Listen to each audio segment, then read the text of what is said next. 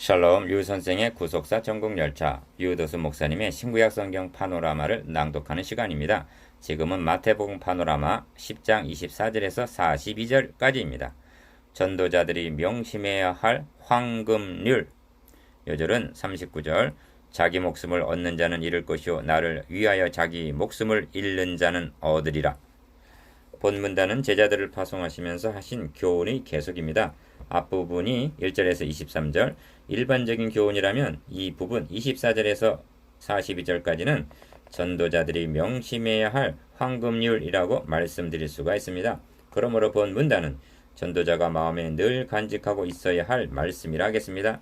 도표에서 부각시킨 대로 제자들이 직면하게 될 중요한 요점들은 두려워할 것인가, 두려워하지 않을 것인가, 시인할 것인가, 부인할 것인가, 그리고 영접을 받게 되는 일과 배척받게 되는 일 등에 직면하게 될 것입니다. 이럴 경우 우리는 어떻게 반응해야 하는가? 이를 두 단원으로 나누어 상고하겠습니다. 첫째 단원 24절에서 33절 두려워하지 말고 전파하라. 둘째 단원 34절에서 42절 합당한 자와 합당치 못한 자. 첫째 단원 24절에서 33절 두려워하지 말고 전파하라. 제자가 그 선생보다 또는 종이 그 상전보다 높지 못하나니 24절 1. 첫째 단원의 중심 단어는 두려워하지 말라는 말씀입니다. 26절 28절 31절 제자가 그 선생 같고 종이 그 상전 같으면 조카도다 하십니다. 25절 상반절 집주인 주님을 바알세불이라 하였거든 하물며 그 집 사람들이랴. 25절 하반절 즉 주님을 귀신이 들렸다고 배척을 한 그들이라면 하물며 그의 제자들을 어떻게 대접할 것인가? 이는 너무나 자명한 일인데도 제자된 우리가 아주 자주 망각하는 점입니다. 무슨 말이냐 하면 주님을 배척하고 십자가에 못 박아 죽인 이 세상에서 칭찬을 받고 영광을 얻기를 바라는 잘못된 기대를 갖고 있다는 말씀입니다. 주님은 말씀하십니다. 나를 인하여 너희를 욕하고 핍박하고 거짓으로 너희를 거스려 모든 악한 말을 할 때에는 너희에게 복이 있나니. 5장 11절 그렇다면 이와 반대의 경우는 어떠한가? 모든 사람이 너희를 칭찬하면 화가 있도다. 저희 조상들이 거짓 선지자들에게 이와 같이 하였느니라. 누가복음 6장 26절 즉 세상에 영합을 하고 타협하게 되면 이 시대의 거짓 선지자가 되고 만다는 것입니다. 그러므로 전도자가 명심해야 할 첫째 황금률은 두려워하지 말라는 말씀입니다. 세 번이나 26절, 28절, 31절 강조하심이 무엇과 결부되어 있는가?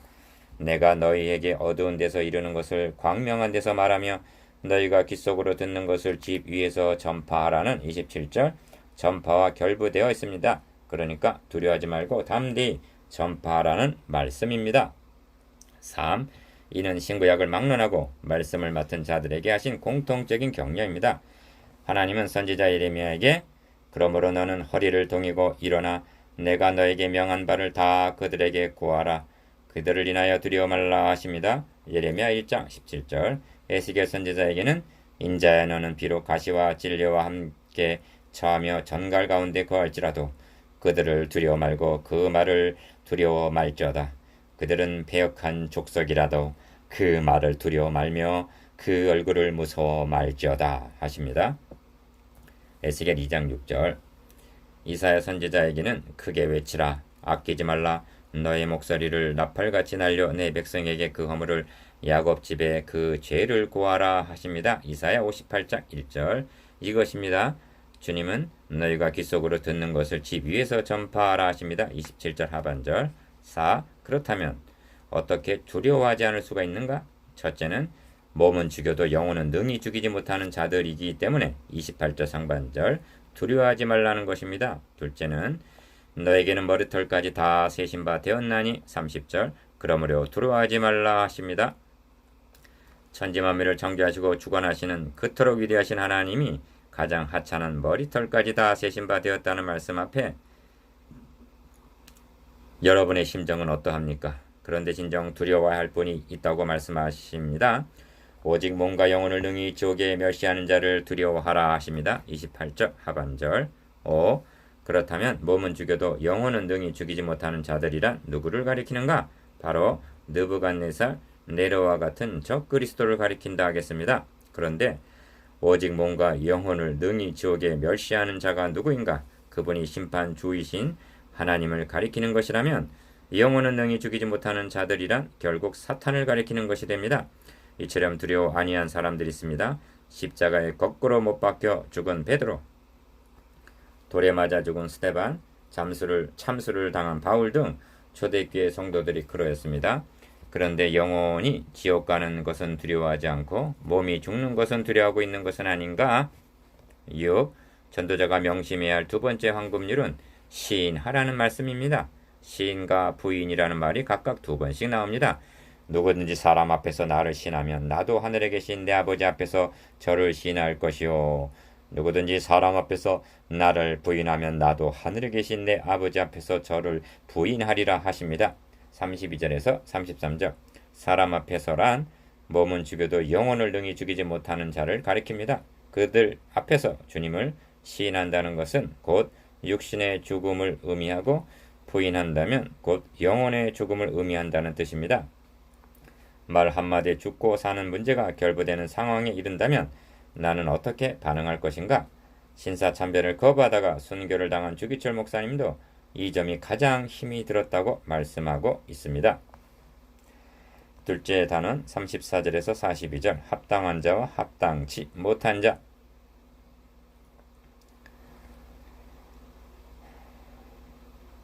내가 세상에 화평을 주러 온 줄로 생각하지 말라. 화평이 아니요 검을 주러 왔노라. 34절. 1. 전도자가 명심해야 할 세 번째 황금률은 일사각오의 충성입니다. 그 점이 자기 목숨을 얻는 자는 잃을 것이요 나를 위하여 자기 목숨을 잃는 자는 얻으리라 하신 39절 말씀에 나타나 있습니다. 주님이 세상에 오신 것은 화평이 아니라 검을 주러, 즉 전쟁을 일으키러 오셨다고 말씀하십니다. 누가복음의 병행 9절에서는 도리어 분쟁케 하려 함이로라 하고 말씀하십니다. 누가복음 12장 51절. 그런데 사람의 원수가 자기 집안 식구리라 하고 36절. 영적인 분쟁이 가정에서부터 일어나게 될 것을 말씀하십니다. 이 말씀은 제자들을 당황케 하였으리라는 생각이 듭니다. 그렇다면 검, 분쟁, 원수됨이 어째서 유발되게 되었는가? 이 말씀은 내가 너를 여자와 원수가 되게 하고 너의 후손도 여자의 후손과 원수가 되게 하리니 창세기 3장 15절의 원복음으로 인도해 주십니다. 주님은 이 세상에서 뱀의 머리를 상하게 하시기 위해서 오신 것입니다. 그렇다면 사탄을 추종하는 뱀의 후손과 그리스도의 제자된 여자의 후손 간의 분쟁은 불가피한 것이라 하겠습니다. 이 점을 누구보다도 잘 인식하고 있었던 분이 바울 사도입니다. 그는 자신의 사역을 내가 선한 싸움을 싸웠다 하고 회고합니다. 디모데를 향해서 너가 그리스도 예수의 좋은 군사로 나와 함께 고난을 받을지니 군사로 다니는 자는 자기 생활에 얽매이는 자가 하나도 없나니 이는 군사로 모집한 자를 기쁘게 하려 함이로라 하고 격려합니다. 디모데후서 2장 3절에서 4절. 3. 그러므로 전도자가 명심해야 할 네 번째 황금률이 합당치 아니하고 라는 말씀 속에 나타납니다. 이 말씀이 두 절 안에 세 번 등장하여 강조적입니다. 아비나오미를 나보다 더 사랑하는 자는 내게 합당치 아니하고 아들이나 딸을 나보다 더 사랑하는 자도 내게 합당치 아니하고 또 자기 십자가를 지고 나를 좇지 않는 자도 내게 합당치 아니하니라 하십니다. 37절에서 38절. 이 말씀이 오해되고 오용될 수도 있다는 위험성을 모르셨을 리가 없습니다.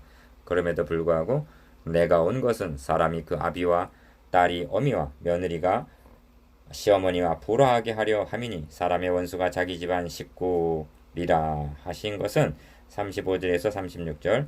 영적 싸움의 불가피성과 심각성의 일면을 드러내기 위해서라 할 것입니다. 4. 결론은 자기 목숨을 얻는 자는 잃을 것이요 나를 위하여 자기 목숨을 잃는 자는 얻으리라 하십니다. 39절. 이는 역설입니다. 세상 풍조와는 반대로 사는 사람, 거대한 시류를 역류하는 사람들이 그리스도인들이라는 말씀입니다. 자기 목숨을 얻는 자란 어떤 경우를 놓고 하는 말씀인가? 몸을 죽이는 자를 두려워하여 주님을 부인할 경우에는 육신의 목숨은 유지할 수가 있을 것입니다. 바울은 순교에 직면하여 미쁘다 이 말이여 우리가 주와 함께 죽었으면 또한 함께 살 것이요 참으면 또한 함께 왕 노릇할 것이요 우리가 주를 부인하면 주도 우리를 부인하실 것이라. 우리는 미쁨이 없을지라도 주는 일양 미쁘시니 자기를 부인하실 수 없으시리라 하고 고백합니다. 디모데후서 2장 11절에서 13절. 그렇습니다. 주님은 나를 위하여 자기 목숨을 잃는 자는 얻으리라 하신 약속을 결코 부인하실 수가 없으실 것입니다. 검을 주러 왔노라. 1. 너희를 영접하는 자는 나를 영접하는 것이요 나를 영접하는 자는 나 보내신 이를 영접하는 것이니라 하십니다. 40절 40절에서 41절 두 절 속에는 영접이라는 말이 6번이나 나옵니다. 이제 주님은 파송 설교를 마치려 하고 있습니다. 주님의 파송 설교가 너희를 영접하는 자는 나를 영접하는 것이라 하는 말씀으로 마치고 있으면 얼마나 위로와 격려가 되는 말씀입니까?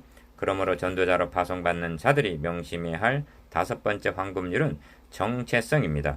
본래 12사도들은 너무나 평범한 소시민들이었습니다. 그런데 이제 그리스도를 대신한 사신의 자격으로 고린도후서 5장 20절 파송을 받고 있는 것입니다. 그래서 너희를 영접하는 자는 나를 영접하는 것이요 나를 영접하는 자는 나 보내신 이를 영접하는 것이니라 하고 40절 말씀하시는 것입니다.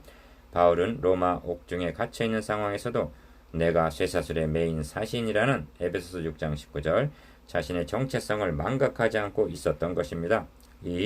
또 누구든지 제자의 이름으로 이 소자 중 하나에게 냉수 한 그릇이라도 주는 자는 내가 진실로 너에게 이르노니 그 사람이 결탄코 상을 잃지 아니하리라 하십니다. 42절 41절에서 42절까지의 41절에서 42절 안에는 선지자의 상, 의인의 상, 제자의 상이 있습니다. 주님은 어찌하여 파송 설교를 영접과 상으로 마치시고 있는가? 그것은 분명합니다. 전도자들이 나가서 복음을 증거하는 사역이 하나님의 나라 건설이기 때문입니다. 그러므로 저들을 영접한 것이 주님을 영접한 것과 동일시되고 저들에게 냉수 한 그릇 대접한 것도 하나님의 나라 건설에 동참한 것이 되기 때문입니다. 3. 이 점이 선지자 이름으로 의인의 이름으로 제자의 이름으로 라는 표현 속에 분명히 나타납니다.